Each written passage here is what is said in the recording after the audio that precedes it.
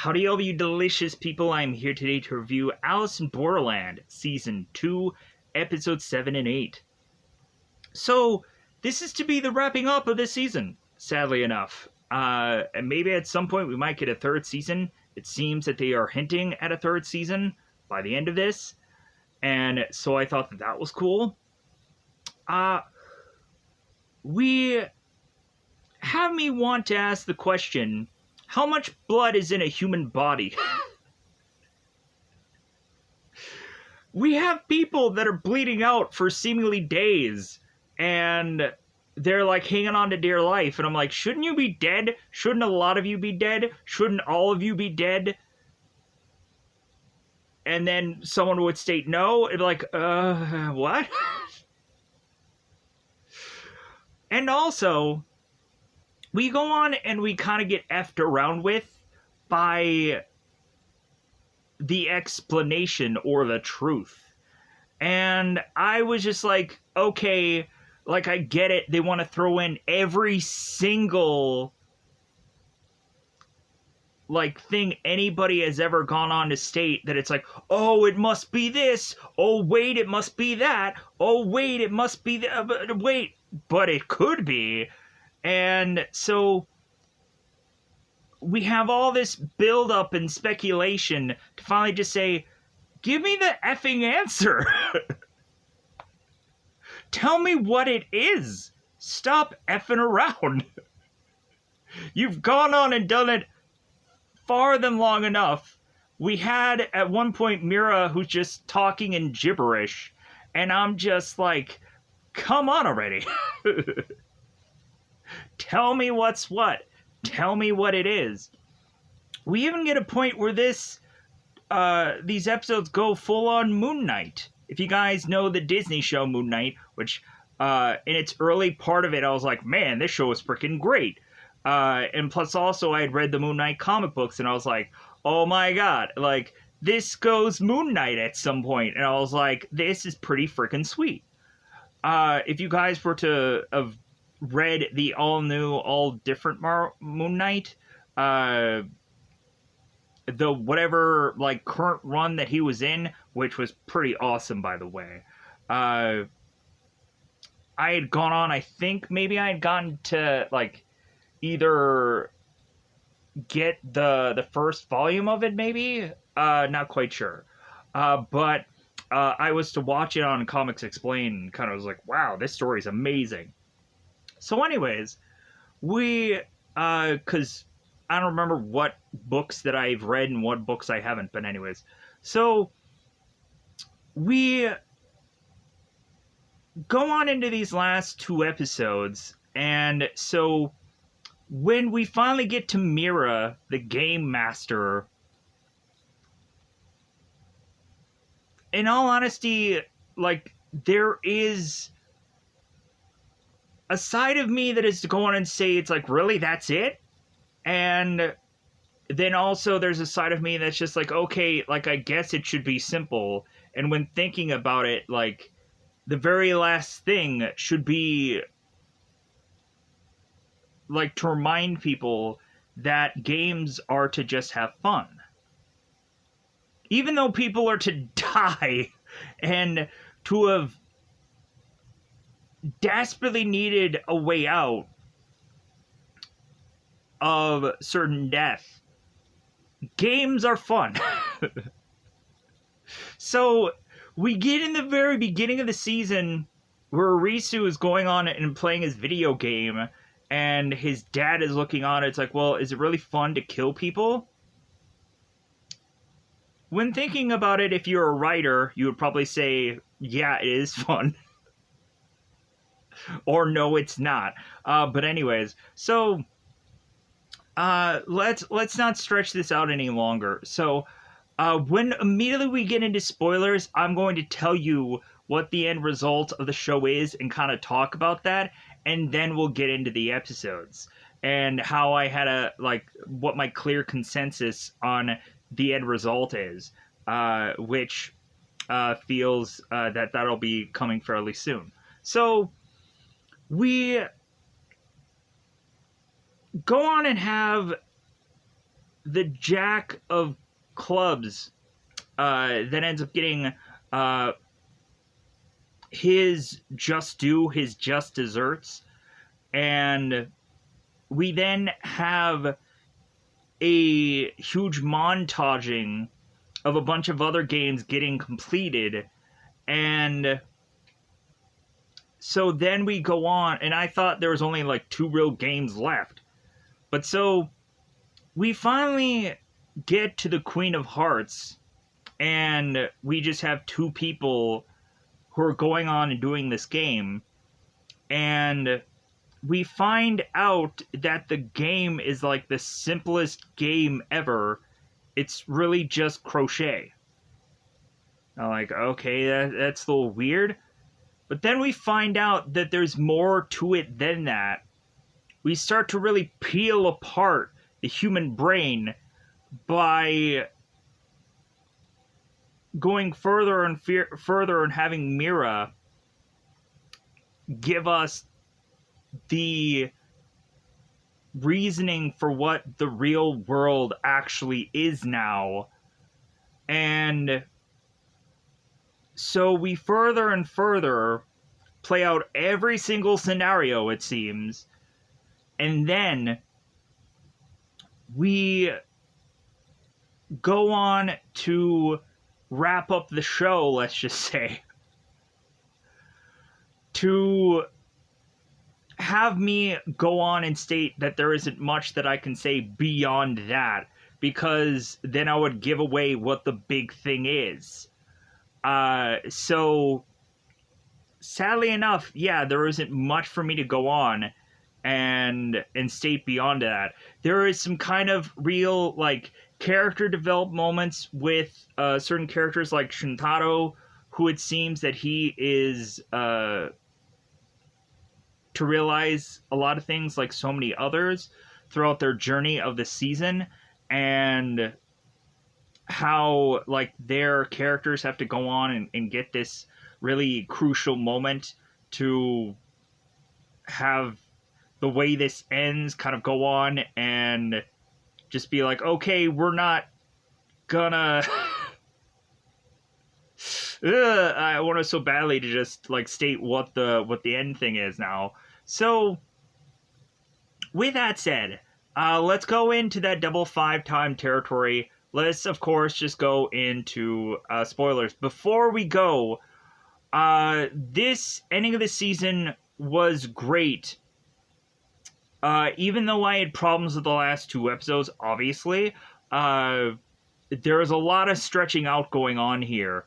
But to sadly possibly think that a lot of these people are all going to go and we're not going to see them possibly come back to this show kind of sucks also. But with that said, let's just go into spoiler time. Spoiler time. It's about that time I'm going to spoil these episodes. So now I'm going to go on and say what the end result is of the show, just in case people want to know anyways. So, for me and for the show, we have our characters to have gone through a near-death experience.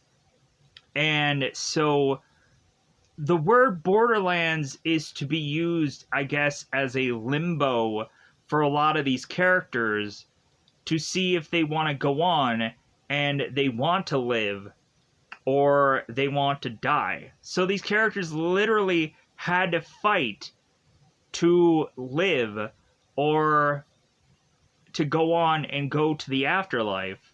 And so that is the end result. And I am completely fine with that. And that also goes on to kind of have like a creative way to like write everybody off and explain this whole game thing. And I'm completely fine with that. And so we have me now want to go on and let's get into these episodes. So into the very beginning of it, So we have Naragi that is to go on and see a man who had tried to take his own life. And Naragi is like, well, hey, it seems like you failed at that. So how about I go on and how about I help you? So Naragi goes on and puts a gun to this guy's mouth. And then Naragi's like, oh, did you think that I was going to pull the trigger? No. So Naragi takes the gun back out, and he's like, yeah, no. And so he just goes on and walks away, and he's like, yeah, I know I'm going to hell like everybody else is here. So we then go to the Queen of Clubs game, a game called Target. So we have Hikari, or Queena, who ends up seeing Anne. It's like, oh, hey, yeah, like, you need to actually go on to play a game because your visa is probably going to expire, right? From the last other episodes where you were just kind of effing off in some brush somewhere. So we had Anne that was talking to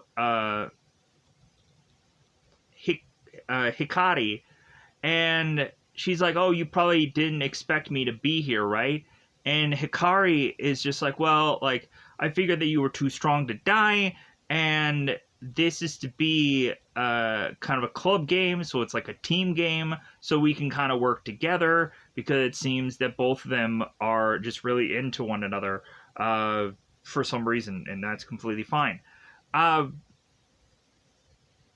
We come to find out that this game is to be this kind of unusual, like, dodgeball, where it seems that these people have these, like, light balls, and you hit people with these lights, and it all comes down to, like, this being some, like, balance game, where if somebody is to go on and lose their balance, they die. So I thought that this was kind of interesting. Then we have these, like, montages of other games. Like, we have certain characters that were going and playing Mahjong. I don't know who they were. But, like, these random characters that were all having these necklaces on, and they were playing Mahjong, and they're like, well, I guess you had to kind of roll in any number of other games in a quick montage, because they probably weren't going to be that exciting, right? Like, of course, like, we could have, like, paper, rock, scissors and all kinds of things, kind of very simple games and whatever that we probably would have had in the first season also. We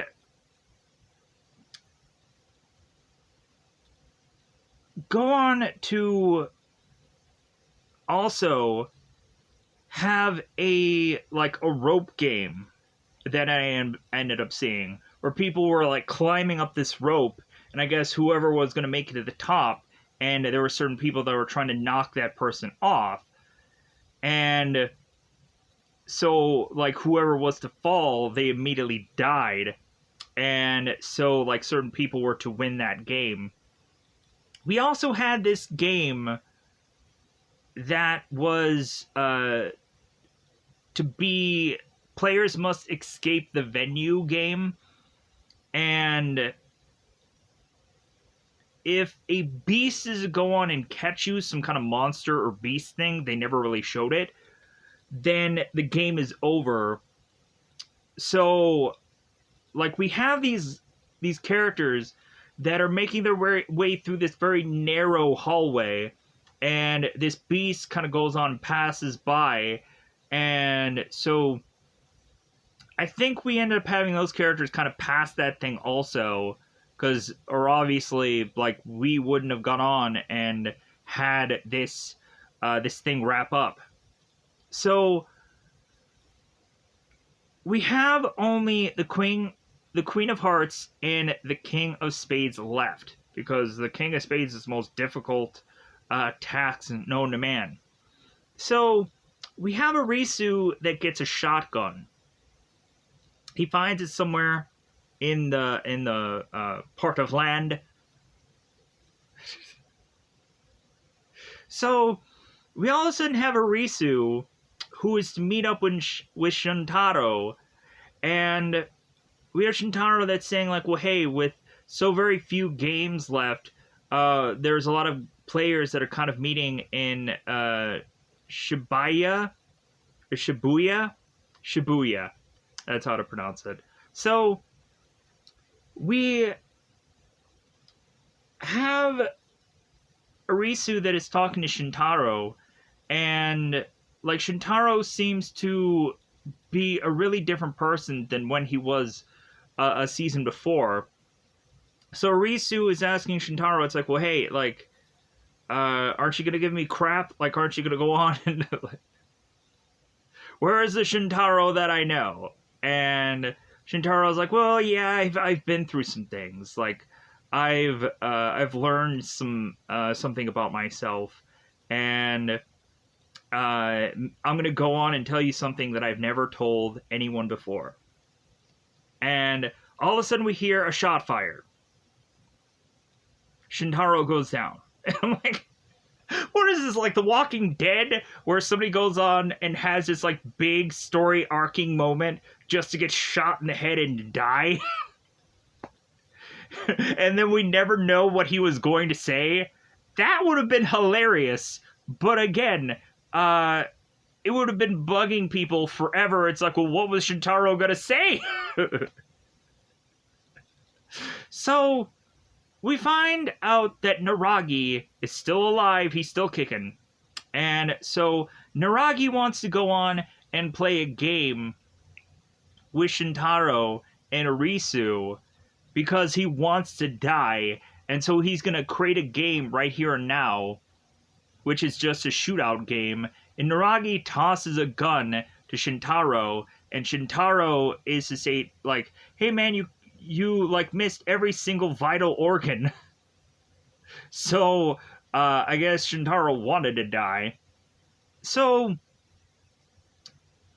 we have Naragi that is talking to Arisu, and really just mentioning that Arisu is to want to go on and like save himself, like don't feel like he was doing this for everybody. Like, come on, like you were just trying to save your own skin, your own ASS. So we do have Arisu that is to have these flashbacks of the Seven of Hearts game that, of course, lost him his best friends. And we had Karibe, who goes on to state that they were to work together so Arisu could stay alive. Like, that was the whole goal of it all. And Arisu wasn't trying to listen to it. We had Chota that is going on and saying what he needs to say. Then we also have Tata, who is to have slammed his hand against that container. And so Tata is to go on and say to go, hey, like, do it for them. Like, don't save me for your own personal reasons. Like, kill me off to save the rest of them. So, and that was the King of Club flashback. So, we have Arisu that decides, and Shintaro's getting flashbacks from the last game that he was in, the whole acid dip game. And we have the flashbacks, and Shintaro is getting about the lawyer who was to give up his own life for his own ideals. And Shintaro goes on, and he himself against Naragi is to give up. And he's like, you know what? I'm not going to go on and put one more bullet into you and waste that time. And, like, no. Like, I'm not going to try and fight you. I'm not going to pull this trigger. So, we all of a sudden have Usagi that's like, well, hey guys, hey, how's it going? And Naragi is just like, oh, great, you. And so Naragi's like, plow!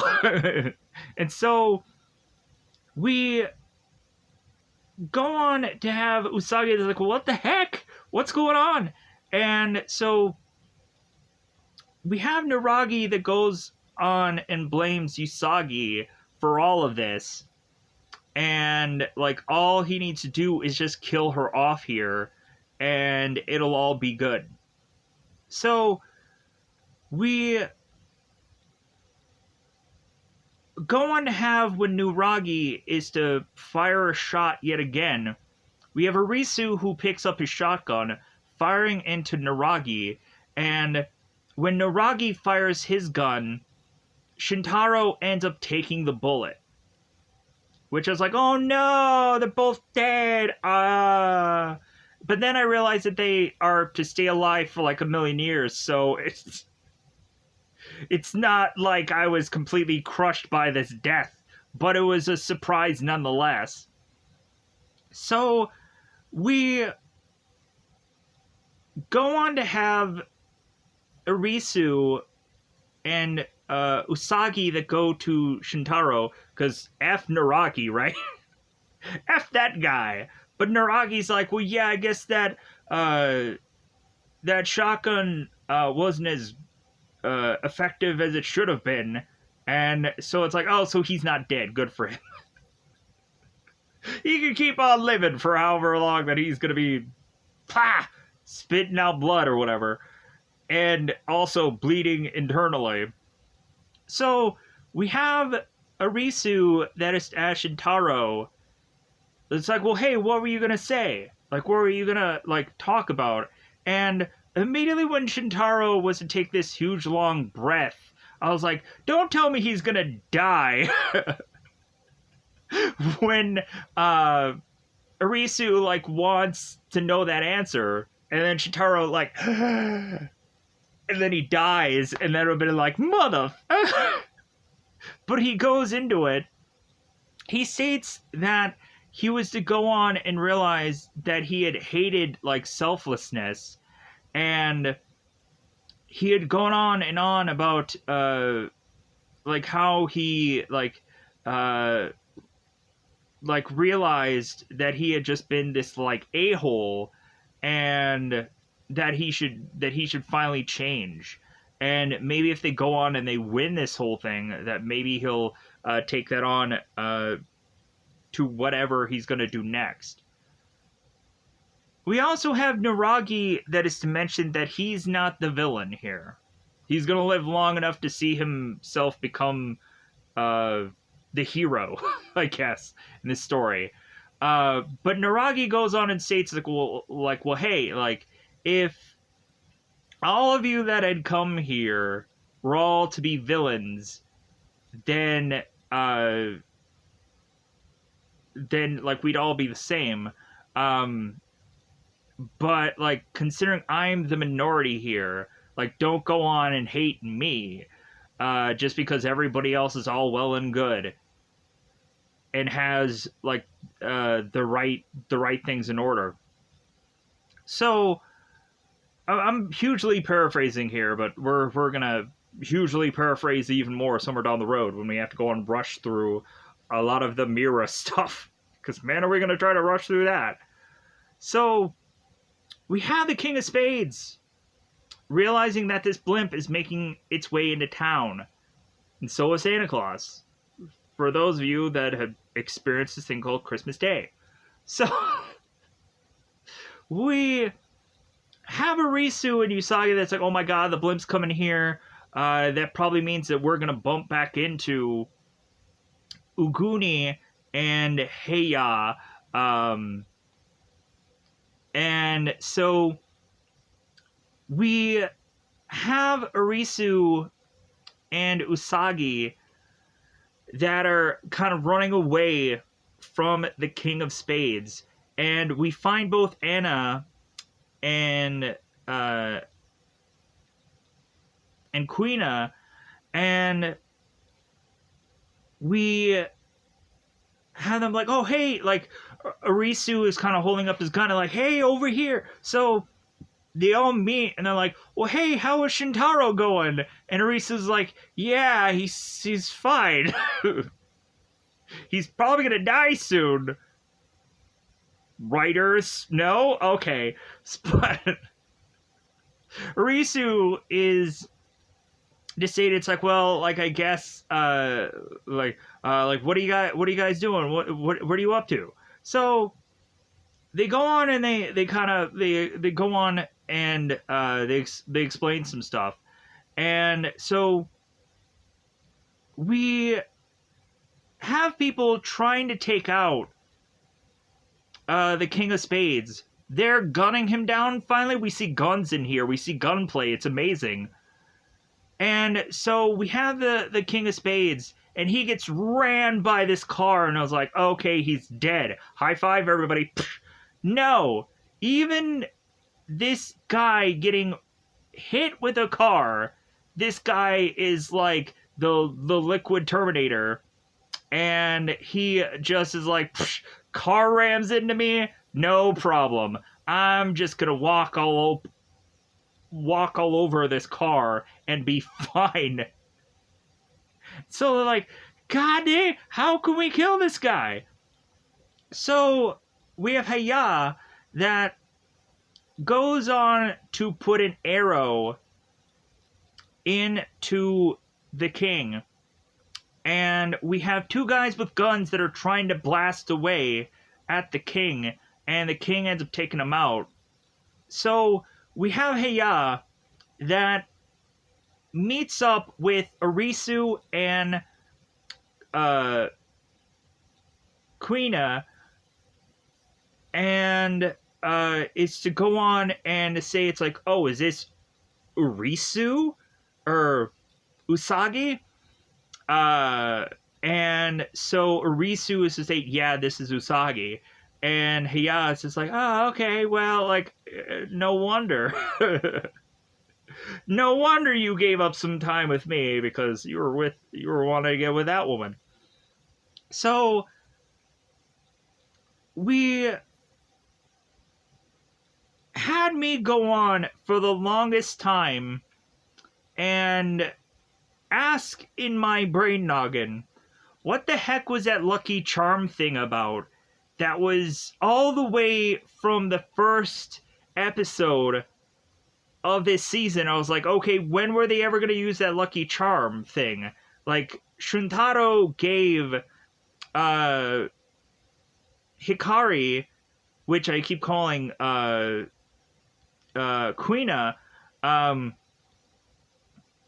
Shuntaro gave Hikari this Lucky Charm thing. I was like, okay, when is she going to bust that out? Coincidentally, that ends up being the time where it's like, oh yeah, hey guys, I have this Lucky Charm thing, and we should use this. And so they go on and they have this master plan where it's like, okay, like,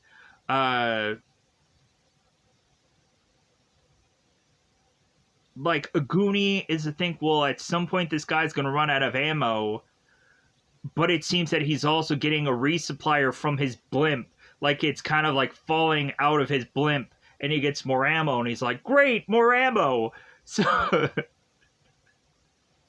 we have them realize that, hey, there's a drugstore over there.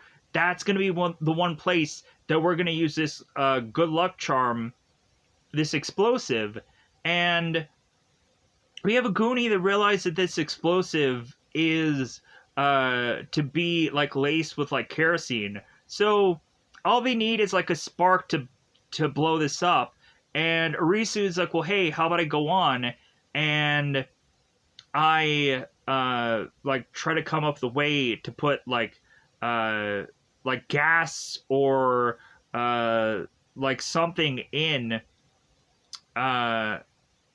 this whole place, to this drugstore, to make it explosive, and you guys go on and just try to lure him in into this room, and so we can kill him that way. So we go on to have our characters push the Jack or the King of Clubs to this this kind of alley.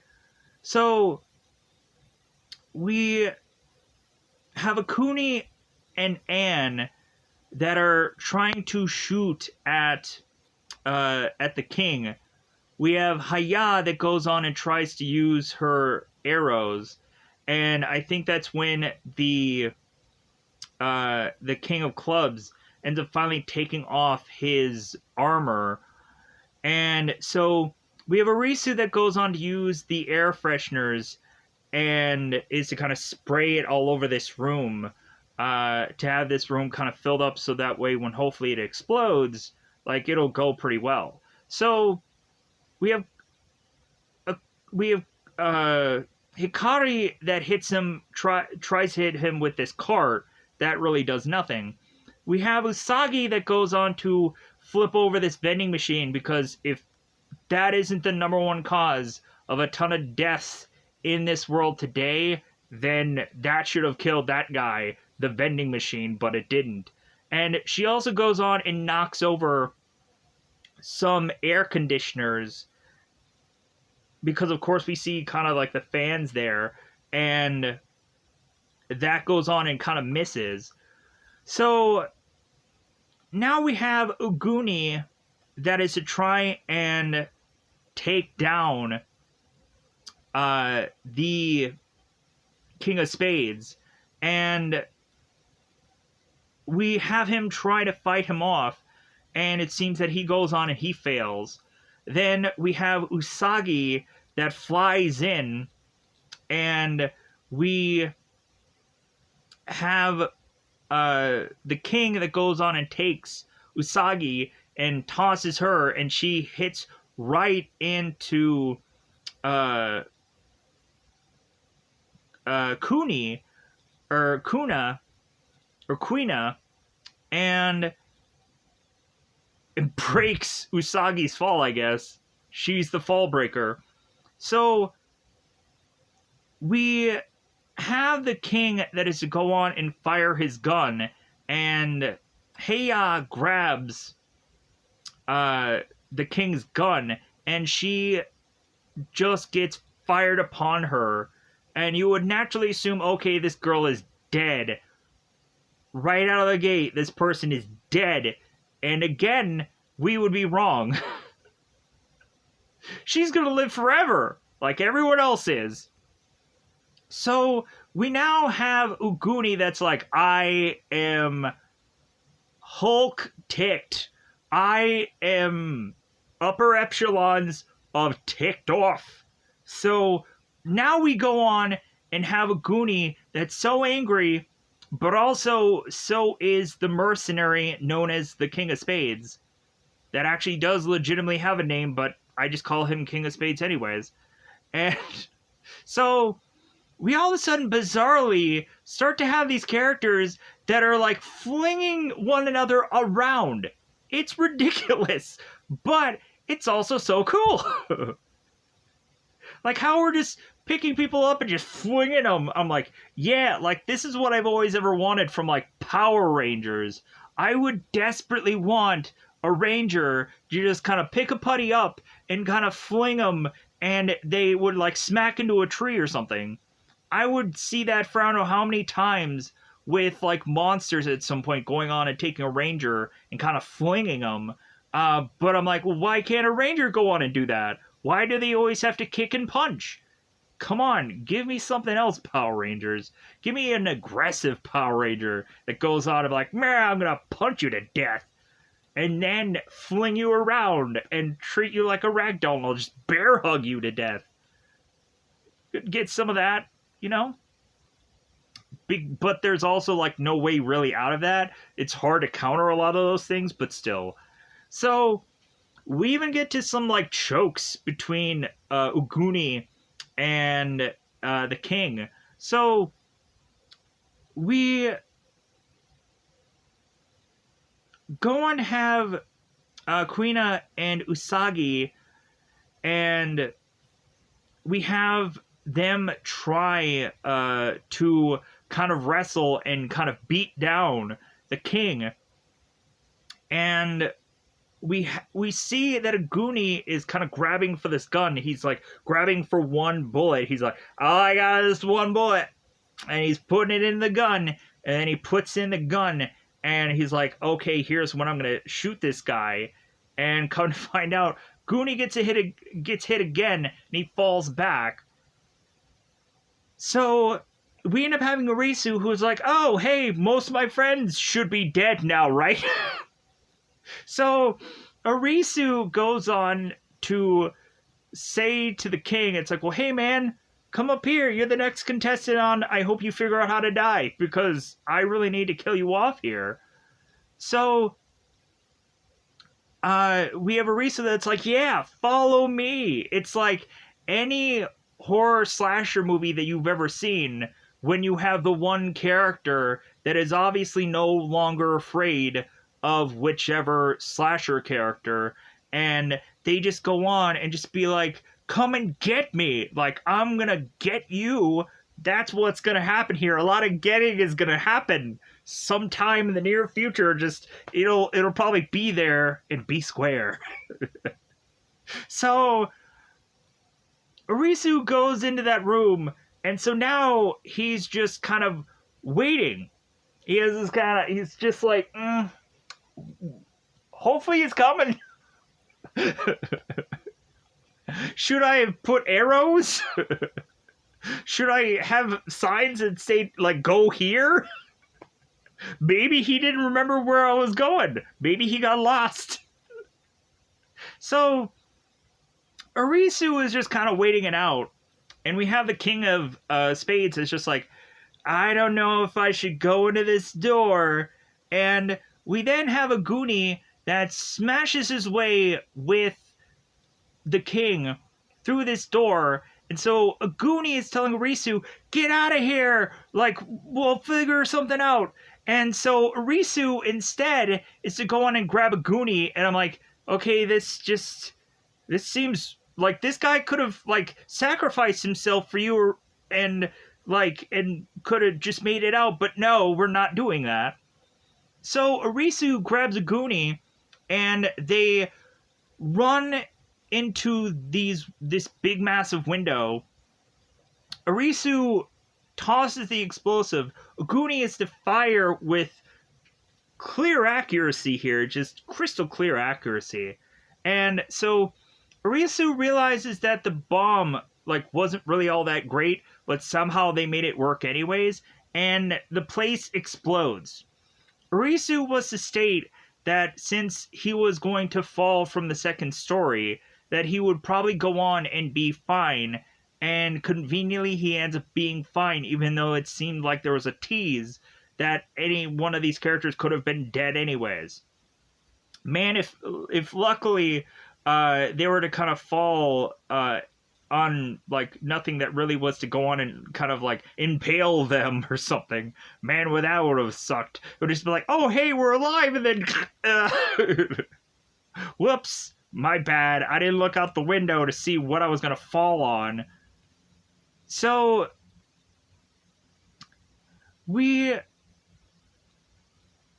go on back to have Arisu that is to find Usagi, and he's like, Usagi, are you still alive? Come on, like, we still have another episode to film.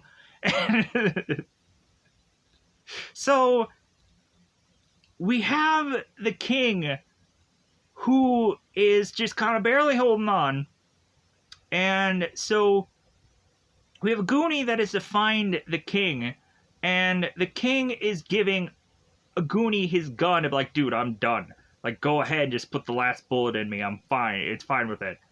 So we have the king that is all of a sudden getting a flashback of his military days. And we had probably a friend of his. And I'm going to go on and state Shirabi.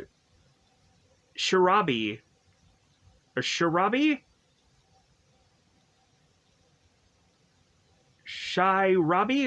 Shirabi. The king I always want to go on and state his name, and then I always realize that I'm going to not pronounce it well. So we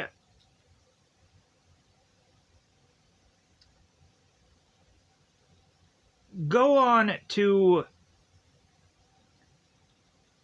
have him needing to shoot one of his other military guys from the past.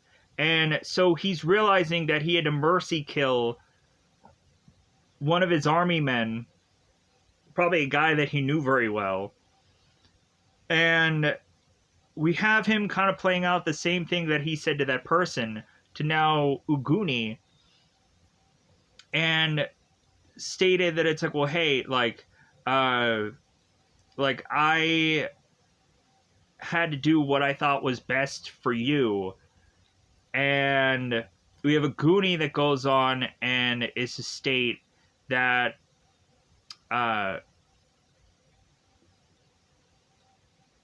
Uguni is like, well, hey man, like, nothing personal. Like, and when I go on and shoot you right now, it's nothing personal either. When I go on and murder you. So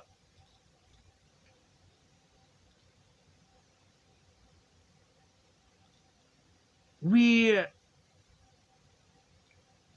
go on to have a Goonie that is now talking to Hatter. And I'm like, well, of course we're getting another, like, ghost flashback of this. So Hatter is to go on and state that he is to ask for a Goonies, like, forgiveness for making a person go on and do, obviously, what they didn't want to do. And that this was a role that Hatter realized that this guy just didn't want to have to do, but he was, like, forced into it. So we have Heya that is to make her way to find a Goonie and or call out for him also. So those two are going to get together. So we have Hikari and we have Anne. They're kind of on the ground and they realize that they can't really move. So Anne is to state that there's one game left, and luckily we're somehow still alive. So we have Arisu and we have Usagi that are to make their way to this last game, because everybody else is just laid out. Everybody else is just like, well, I hope I'm gonna, like, just have enough blood in my body to just stay alive for the next, like, 8 to 9 hours for them to kind of finish this croquet thing that they're going on and doing by the end of this.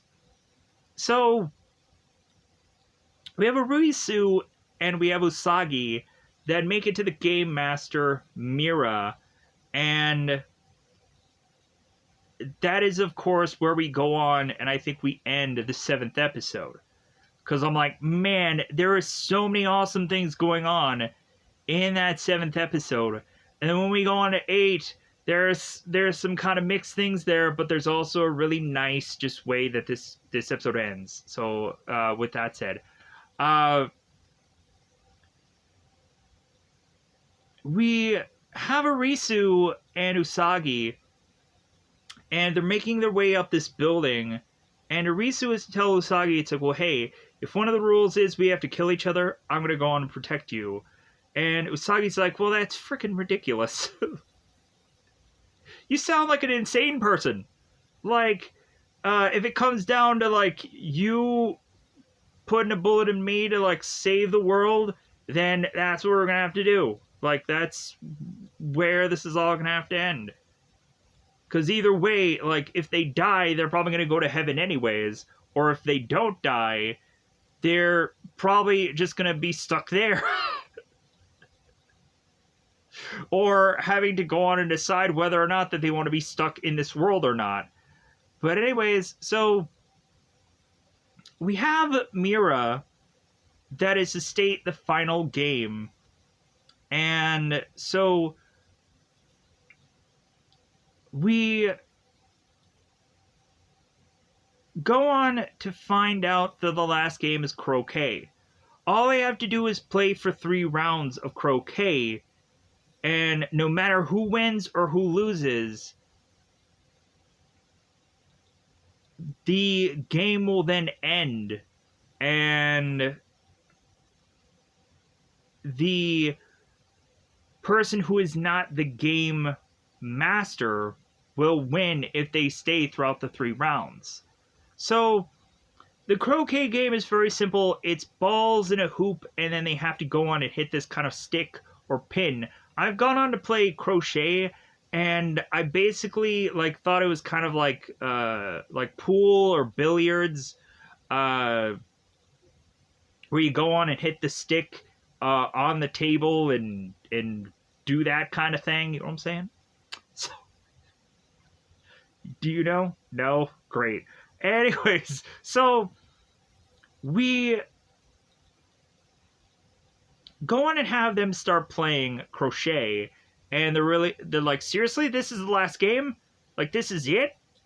Like, out of all the other games we had to murder and kill people, and we had to barely scrape to just stay alive. Now we just go on and just have to smack some balls with a racket, and that's all we call it a day. But it's simple, but yet fun and just a game. Anyways, look at Squid Game. Like Squid Game, there was certain things of Squid Game where the games were really ooh wow, this is amazing, this is a crazy way to end the season. And then there were some games where it was just the honey thing where they had to kind of lick it and and then do that thing. So not all the games are going to be the greatest thing since sliced bread. We have to realize that. So, and also the whole baffling of wait a minute, Crochet? That's also kind of funny. So we have the first round go to Mira, and the second round is to have Mira just completely just F off. She's just putting her balls wherever. And Arisu is just man, with the way this game is going, this is going to take us forever. So Arisu goes on and wins the second round. And so Mira's well, I'm exhausted. Yeah, I'm sure with all the life-threatening things that you've gone on and had to play throughout the plethora of different things that you've had to go on and do here, yeah, I'm sure you're exhausted. Plus, we haven't even gotten to the part that's going to exhaust Mira the most. Her memorizing and doing line for line all the crap that she's going to have to do really soon. And man, I applaud the actress who plays Mira for having to go on and spew out all of this stuff that she has to go on and state here. Man, how can a person go on and memorize all of that stuff? Jeez. I'm hoping they went on and gave this person a week to be able to kind of do little chunks of this at a time. Because if you were going on and stating that she did all of this in one day of filming, I would just be massively surprised for all the crap that she has to go on and state here. So we then have tea time. And I'm what is going on? This is so weird. So we have Mira that is stated so called tea time is tradition. And I'm assuming dude, there's something in that tea. It's a hallucination, or it's it's acid, or it's poison. It's not tea. Don't drink the tea. If anything, I'm assuming that these characters are starving to death, but don't drink the tea. You don't know what the tea is. You can't trust this woman.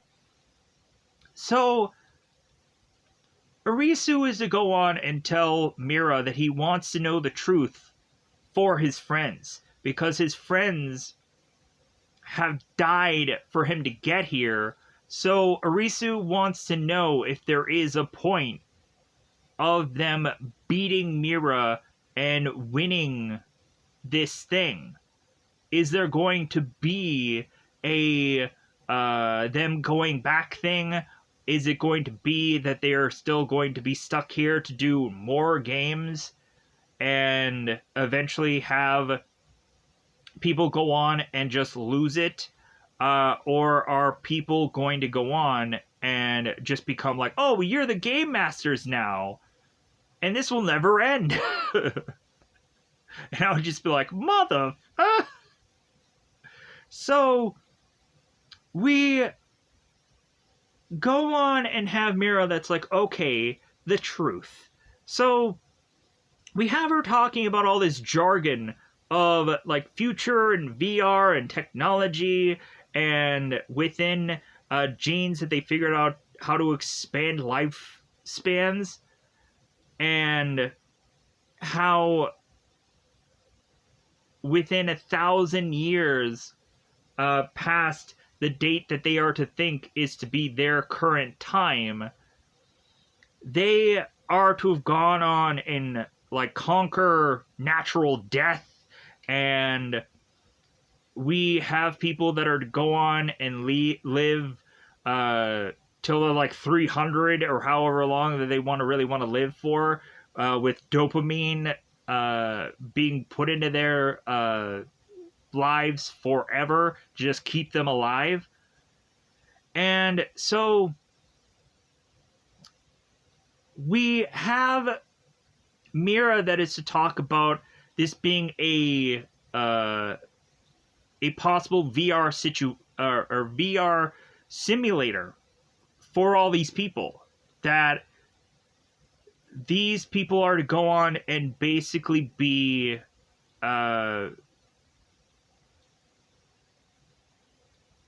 like not really all that real,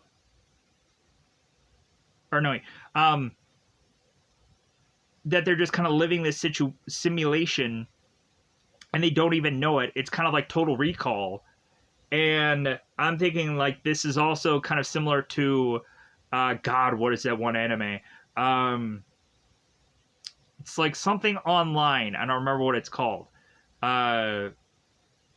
It's Art something online. I don't remember what the title is, but that kind of seems similar. Sword Art Online, there we go. Where we have the characters that end up being put into the game, and then they end up getting stuck in the game, and the people have to go on and kind of like fight through this game to basically stay alive. And if they die in the game, they die for real. And I thought the first season of Sword Art Online was really cool. And then the second season goes into this kind of fairy thing, and that was a way to just like kill that show. Obviously, they're just like, hey man, we only wanted to do 2 seasons, and we had to write a way out of this show, so fairies would have been the one way to just kill that off. So we go on to state that Mira is the administrator of this system, and we have Arisu who's like, tell me that this isn't true. Tell me that this isn't real. As he's going on and having this imagination, as he's seeing this kind of camera in the distance, that he's like, oh my god, I could be really in this simulation. And we see like Arisu's head and Usagi's head on some like robot body, and that they're of course are to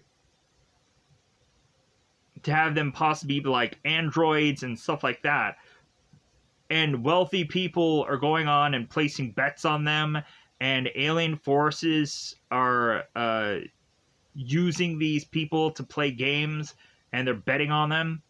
So we have Arisu that it's like, well, tell me tell me that's not true. Like, tell me that's not the real thing. So we have Arisu that is grabbing onto this shotgun, and we have Mira that's like, great, like, grab this shotgun, do it, put me out of my misery. And so Arisu is like, oh, that's what you want. You want to basically, like, if you're gonna die, by the end of this, like, everyone else is gonna have to also. So you want to kill everyone because you are gonna die also. So it's like, if you die, they all die. So Arisu goes on to realize that he's like, no, no, no, no. Like, I'm not gonna go on and shoot this woman, because then, like, everyone's gonna die because all their visas are gonna run out, and then everyone's gonna get hit with these lasers, which, the whole laser thing from the sky, I guess technically that does make a bit of sense when you think about it, because with the whole near-death experience thing, we then realize that I guess God is to kind of choose to kill these people off, and that's where the laser from the sky thing, I guess, would come from. That would make sense. So yeah, like, that explains the whole the laser in the sky thing. So we go on and we have Mira that's like, well, hey, like, that's not really the whole truth, or that's not really the truth.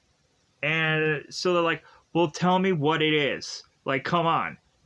So Mira's to go on and state that the world is an illusion. And we have Mira that goes on and states, it's like, well, like, think of this Arisu. Like, why would anybody go on and just pick these childish games to risk anyone's life? I don't know, because, like, when really looking at it, like, children's games done in a kind of death-like scenario is actually quite fun. It's actually pretty smart. It's pretty clever. When you go on and look at all the other death games, it always kind of has that same kind of similar scenario of, like, a childish game that is kind of taken to the edge. So we all have now this Moon Knight moment where we have Mira that is going on and telling Arisu that all of this whole game, this whole everything, is to all be within Arisu's mind, and he's actually in some mental hospital, and Arisu is just crazy, and he's thinking of all of this stuff. I'm like, wait a minute, then why is it that,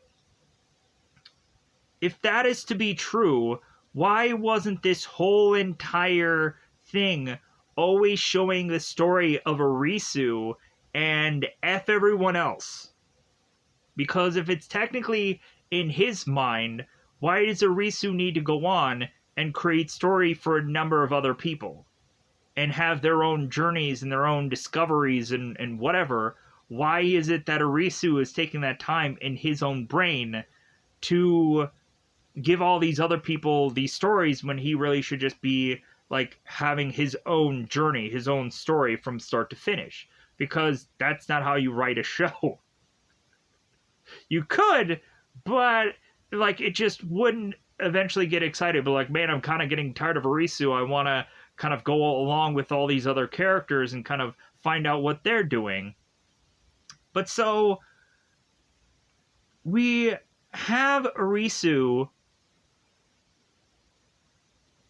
that is to possibly be contemplating this, and Usagi's like, well, hey, I'm alive, like, I'm talking to you guys right now, like, how can I, and this feels very much like Vanilla Sky, the Tom Cruise movie, where we find out that, like, Tom Cruise was in, like, this other world this whole entire time, and we have, like, Kurt Russell, who is his, like, therapist, and, like, Kurt Russell is like, well, hey, man, I'm real, and then Tom Cruise is or Tom, one of the people in the Tom Cruise movie is to say, it's like, well, hey, like, what's your kids' names?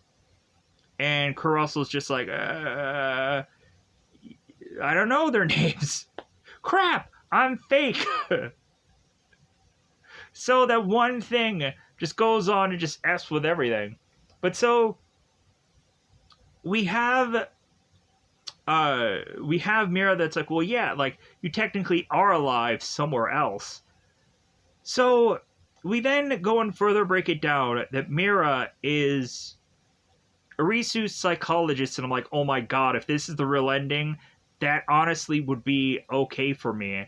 Uh, it would kind of be a downer, or I would assume that maybe the way that they can go on in the following season reverse all this and just be like, well, yeah, Arisu was in this mental hospital, but then he ended up pulling a Moon Knight and is like, well, no, I want to live my illusion again. I want to go back into my fake world, and I want to escape, and that's how we could have played out the third season. But so we have Mira that is now like having Arisu just kind of dumbed down, and he's like, so we go on and have Mira that is giving Arisu his medication, like, yeah, go on and take your medication, take your blue pills, and like accept your reality and forfeit. And so we have Arisu that is like, well, what about Katya? What about Shintaro? What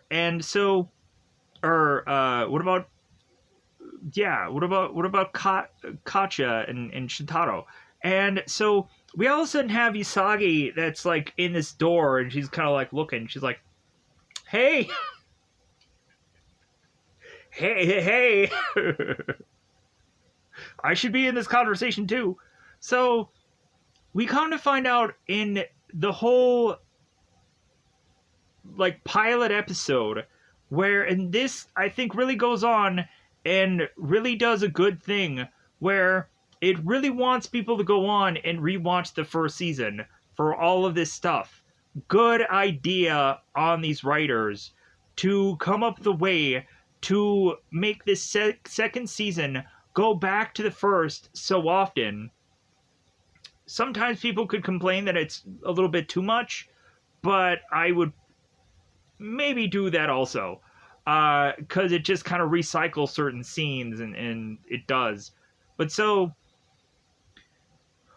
But we have people wanting to go back into the first season, just like, oh wow, like this is great, like wow, this is cool.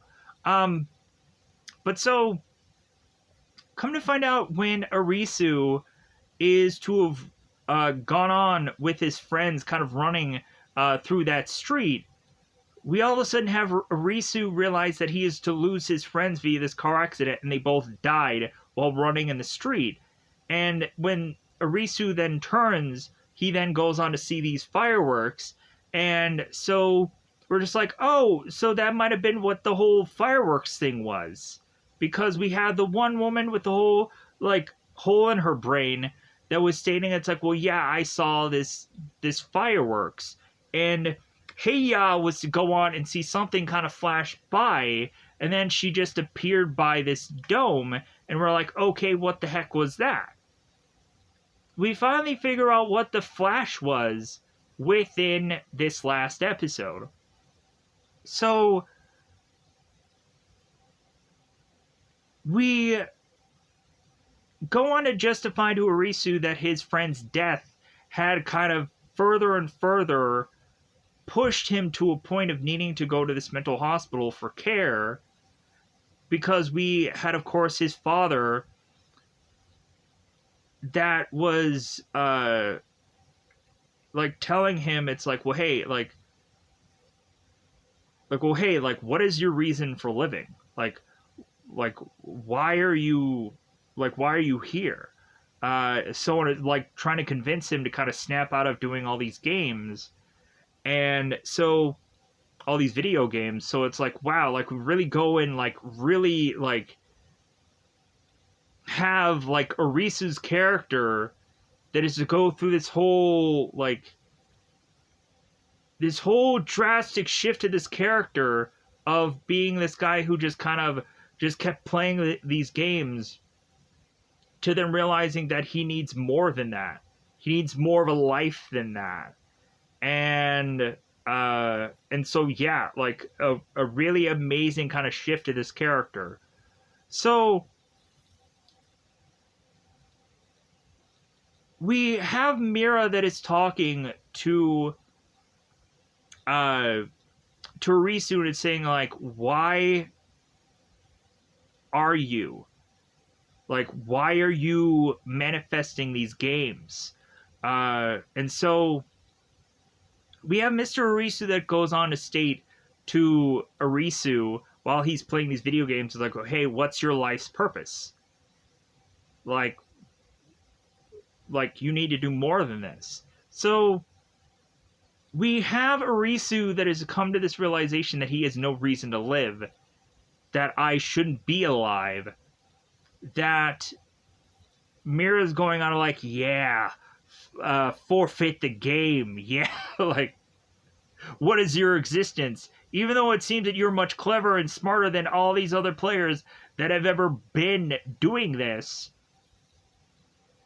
like, we're just gonna try and trick you and manipulate you to pull back, to realize that, like, we're gonna go on an F with your brain into finally just getting you to break. But we don't realize we take into account how strong these characters are, since they've gone on and consistently had to go through these games to die. Having Arisu probably go through a lot more of them than anybody else, because a lot of times they would realize, like, oh my god, this kid is like the Wonder Kid, and so they would push him into every game to figure them all out, whether he wanted to or not. So we have Usagi that comes in and is convinced Arisu, it's like, well, hey, like, don't give up, don't forfeit. And because Usagi is the state, it's like, well, hey, like, if you go on and you forfeit, you basically state that all the times between you and me, like, weren't really real, and I'm going to show you that I am real, that I'm going to go on and take as much risk as I can to show you that, and that all of the kissing and the loving and the times that we protected one another, those were all real. So Usagi goes on to, like, slice up her arm, and so we have Arisu that is just kind of on the ground next to this kind of medication, and Arisu is kind of laying down, and we then start to see him in a bunch of just random locations that have ever gone on and been a part of this show. And I was like, oh my god, this is great. Like, we have so many, like, random spots that are like, oh yeah, that's from that episode. Oh yeah, that's from that show. Oh yeah, that's from this. Oh yeah, that's from that. That's from this game. That's from la la la la, and so on and so forth.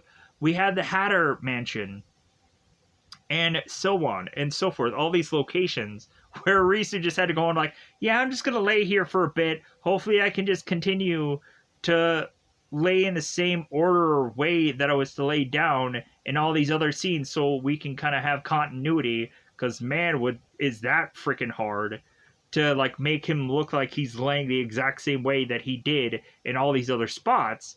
And what if you would have just had, like, one arm in the wrong plate? You would have completely messed up the shot. So, man, were they smart about that. So we then have Arisu that is going through all these different locations, and then Usagi is to also appear next to him. And so Usagi, of course, is bleeding. So we, of course, go back again to have Usagi mention, it's like, well, hey, like, for every reason that you would have to live, it's like, forget all of that. Like, for every single, like, if you want to go back and play Dungeons and Dragons, or whatever the latest video game is, if you want to go back to your world just for that, it's like, forget all of that. Like, forget that you have to go on because, or forget that you have to go back to your world because you left the oven on or something. Like, forget all of that. like really just kind of focus on like what you want. So we again have Mira that's pushing the whole like forfeiting now thing because Usagi, it seems, is to almost be dead. So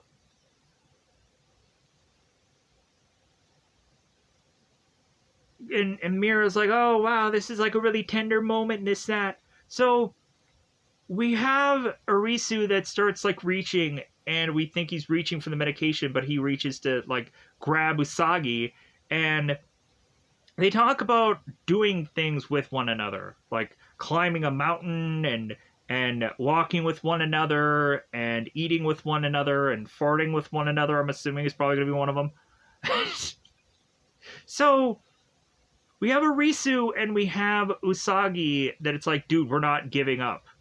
Like, this is not going to happen.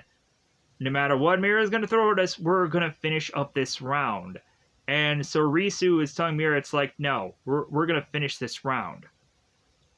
Because, again, Usagi is to have heard that Mira has stated, it's like, well, you're going to forfeit this game. And Usagi's like, wait, that means that the game still is on.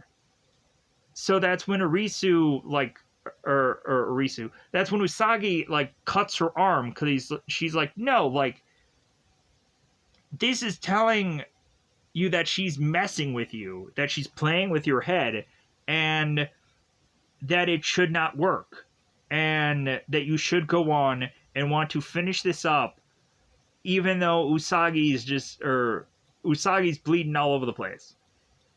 So we have now Arisu that is looking at Usagi and trying to take care of her. And Mira ends up just going on and giving Arisu, oh, hey, here's this napkin. Like, that's going to do anything. Oh, yeah, here's this one napkin for this girl bleeding to death. Hopefully. Does that make sense to anybody?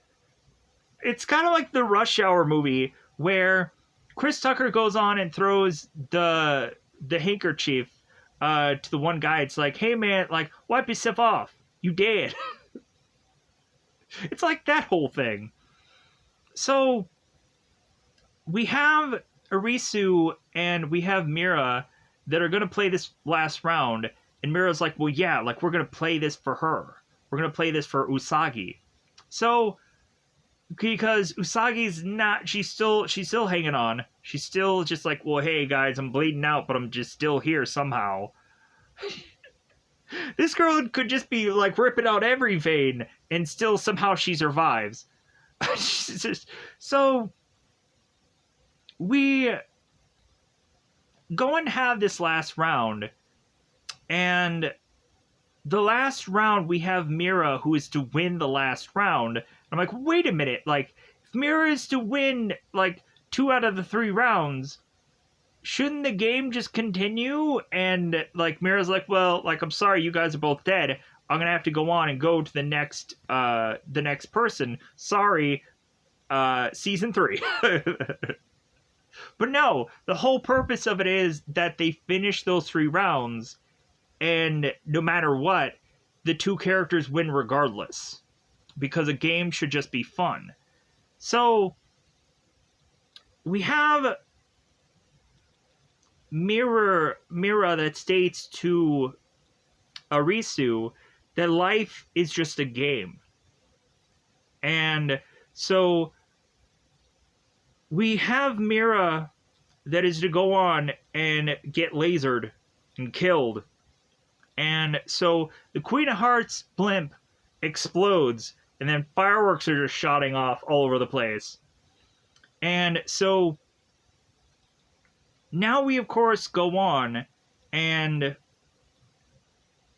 have people that find out that they are going to get the option we have like this big huge sign thing, whatever, that goes on, and is to like state to everyone, hey guys, you have the option of whether or not you want to go on and live in this world permanently, because a number of people are almost dead anyways, or if you want to leave. So you have to go on and state now whether you want to be here or go home. So there seemingly is a go home option. What they're going to go back to, their reality, whichever. So we have a Goonie that goes on to decline. He's like, dude, I'm leaving. I'm bailing. Deuces. And we have Heya that goes on and says that she doesn't want it. And she's like, I'm out of here too. So we have Hikari that goes on to decline and goes on to decline. What a surprise that is, because they're almost going to die anyways. We have Yaba, who of course was with that whole like prison story, and he was with that woman that he was banging in that cell. Yaba goes on and he's like, dude, I'm definitely gonna accept. I'm sticking around. I want to conquer this world. And like that's his idea, is that he's just gonna be able to like somehow like keep on existing. But I get it also, like, if there's nobody really left in this world, he can do whatever he freaking wants to. And that also means that he has, like, free reign to, like, go and take the time to be like, okay, I'm just going to go through, like, the grocery store and just kind of find whatever I want and just kind of, like, just kind of make my own food. They're probably going to have to become farmers, but hey, like, however they're going to go on and live out their days is however they're going to go on and live out their days. But so, we have Yaba and we have Matsushita that, I was to go on and possibly think that he was either Banda or Matsushita. And so Matsushita, luckily I can go on and pronounce that name, because heaven forbid there's certain names where I have freaking tough times to pronounce. And I butchered that name throughout that whole... I probably still am butchering it, because I can't pronounce things right. So he goes on, he accepts also. Here's the thing. When I was going on and I was looking up the manga version of this story, I found out that whoever Matsushita was actually the Jack of Hearts. So, did they change the story? Did they tweak the story at this part? I'm a little confused. Because I already figured out who the Jack of Hearts was before I saw the episode. Because by accident, I kind of went into the manga part, and it told me that whoever Sushita was to have been the Jack of Hearts. So, did they change it, or was it, like, the guy that I thought was Matsushita was not Matsushita? Let me know in the comments below. I don't know. Whoever wrote this story, let me know. Whoever was dealing with the Netflix stuff, let me know in the comments below. Especially if you have that kind of time, which I do appreciate.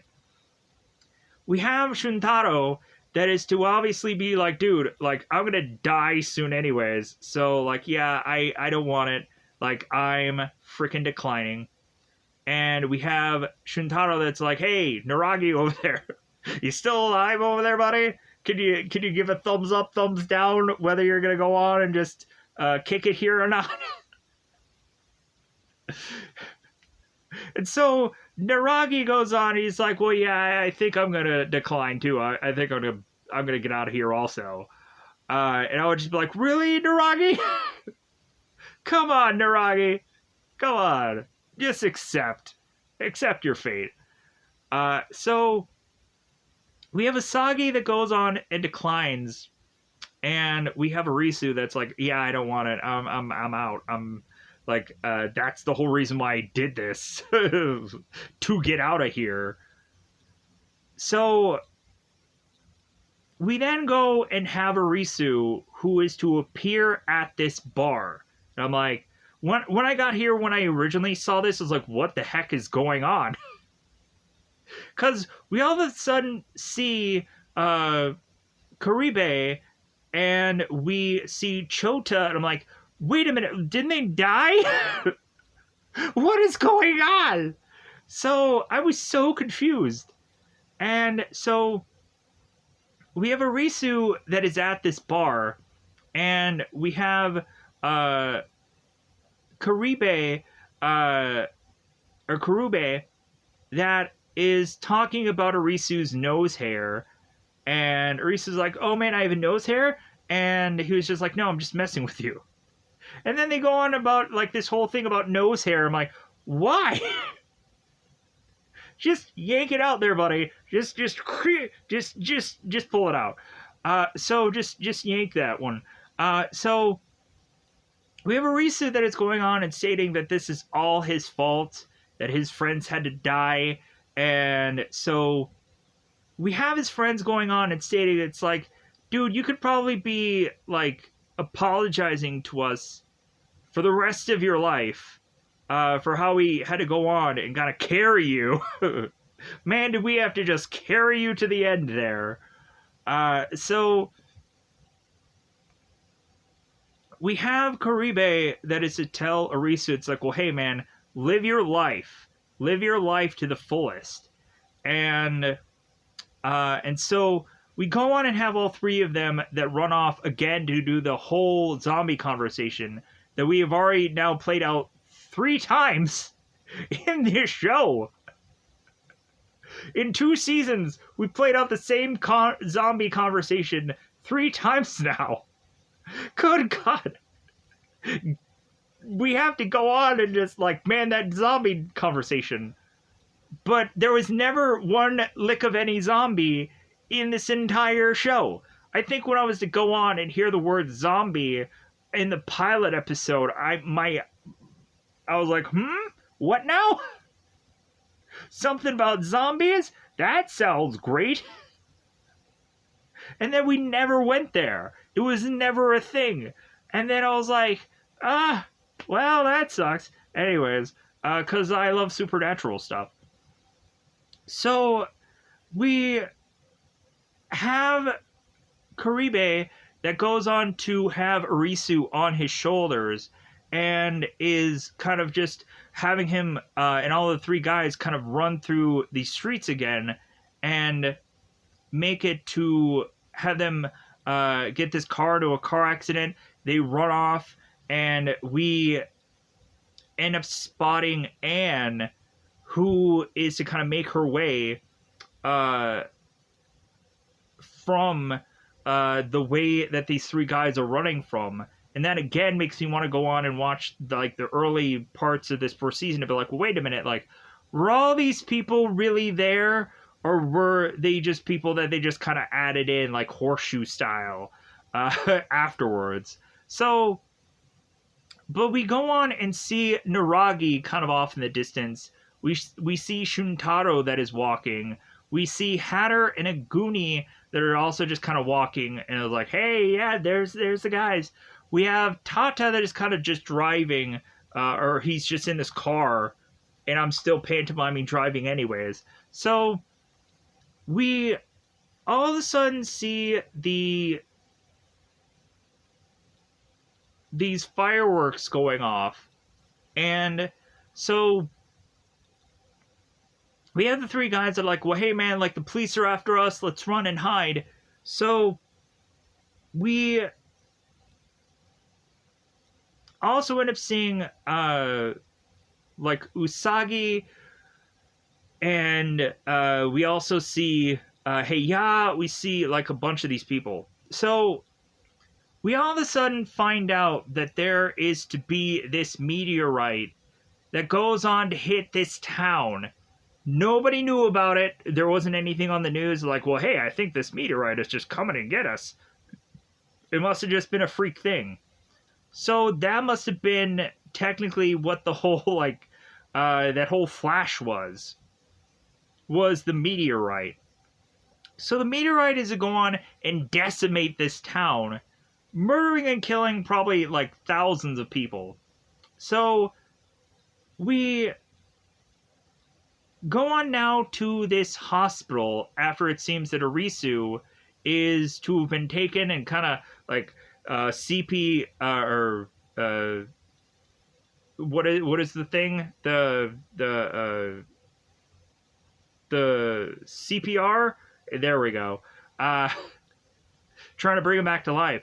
So Arisu is now at this hospital and he's talking to his brother, and so we have his brother Hajime that is to state that at some point Arisu was to have his heart stop, and for a minute Arisu was almost going to end up in the Borderlands. And it's like, oh my god, that must have been where they got this name from. Alice in Borderlands, kind of like the limbo.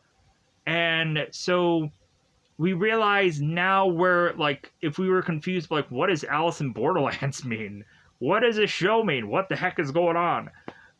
So we also go on and have Shintaro that is to see Naragi, and Naragi was to have a cardiac arrest. And Naragi's like, well, hey, how do you know? Are you some doctor? Because we end up finding out that every single one of these people, when they come back, they don't know one another. Nobody knows one another. And I'm like, wait a minute, what? So they went through all of that, 2 seasons of all of that stuff, just to go on and have nobody know one another, because they were just all in this kind of limbo afterlife-like thing. And when they come back from that, there is this kind of deja vu that they, like, remember seeing a person or maybe a place or maybe a thing, but they don't know how to connect any of it. And so we have, when Naragi's asks, like, well, hey, are you a doctor? And Shintaro is like, well, hey, like, I had a cardiac arrest too. And so we have Naragi that's like, well, hey, like, what are you, like, since you're alive now, like, what are you gonna do? And Naragi's like, well, I think I'm gonna go on and, like, kind of use this as, like, a second chance and be a different person. So we end up having Heiya that is making her way through this hospital in a wheelchair. I'm like, because Heiya goes on and sees a Goonie in this hospital room, and they're trying to keep him alive. And Heiya is like looking at a Goonie, and she doesn't know who he is. The guy that it seemed that she was to fall in love with in the show, that's not going to pan out. So we also had Anne, who was kind of being revived. She was getting like surgery and all the stuff, kind of keeping her going. So we have Hikari that goes on to meet up with her parents, and we had this really tender moment where Hikari is kind of like talking to her mother, and then all of a sudden, like, the dad comes in. And so I was like, wow, like, okay. We also had, like, a Suri's brother that was stating, it's like, well, yeah, like, when, like, dad found out about you, like, he cried. So we have Arisu that is kind of going through the hospital, and we go on and see more people. I think we end up seeing, like, Koda with his parents off in the distance. And then we end up seeing the girl that was with Koda just kind of passing this hallway. It's like, oh, wow, like, yeah. So we have Arisu that goes to this vending machine, and we all of a sudden have Usagi that's going to the same vending machine. And so when they kind of look at one another, they're like, you know what, like, do we know one another? And they're like, no. Like, yeah, like, there's just something about you that I feel like I've known you for a long time. And so we have Usagi that is to go on and try to get this thing in this vending machine. And we have Arisu that goes on and gets her change for her, because she's, like, kind of in these crutches. And so Arisu goes on and is to say to Usagi, it's like, well, hey, like, would you mind going on a walk? And the goofy thing is, like, Usagi is to like have these crutches, but she still goes on this walk anyways, even though how really difficult it's going to be to like walk in, with this crutch. So we then go on and have this to end here, and so we all of a sudden have this big table with all these playing cards, and we have all the playing cards just kind of blow off the table with the exclusion of one, which ends up being the Joker card. And I'm like, wait a minute, like, is Batman on the loose? We're gonna have all of a sudden Batman come in here, just be like, "Hey, Alice in Borderland, what a crazy show!" I'm joking, Joker.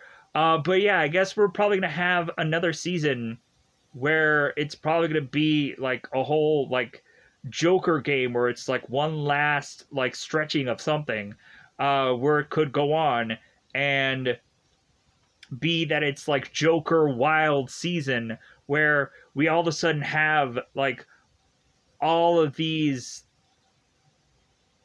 kind of things that end up just kind of being left over to just kind of do a third season. That maybe at the end of it we could have a third season where we all of a sudden have face cards that show up in the early part of the season and wipe out a bunch of people. And so we can kind of build up all these stories all we want to just to kill a lot of people off, and then just be like, okay, here's where we're going now with the story, and be like, wait, what? And like maybe that could be the massive surprise that a third season might need. That could be really fun to kind of play with that. But yeah, with that said, I think I'm gonna go on and get out of here. You know what, if we could also go on and maybe we could have like the last like Joker thing be this kind of one big event that happens throughout the whole entire season. Like, that would be a very cool idea too, to bring that up. To have this be kind of one big thing that spans a whole season. But again, people will probably just be like, nah, like, I'd rather just have like the games and have it just be like how they've been doing, because like if they do it that way where it's like one big event thing, that could be a huge massive stretch, and people probably won't like be happy with that, but it would only be like 8 episodes. So with that said, anyways, I'm gonna go on and get out here because I know that this is an hour and a half. Bye everybody.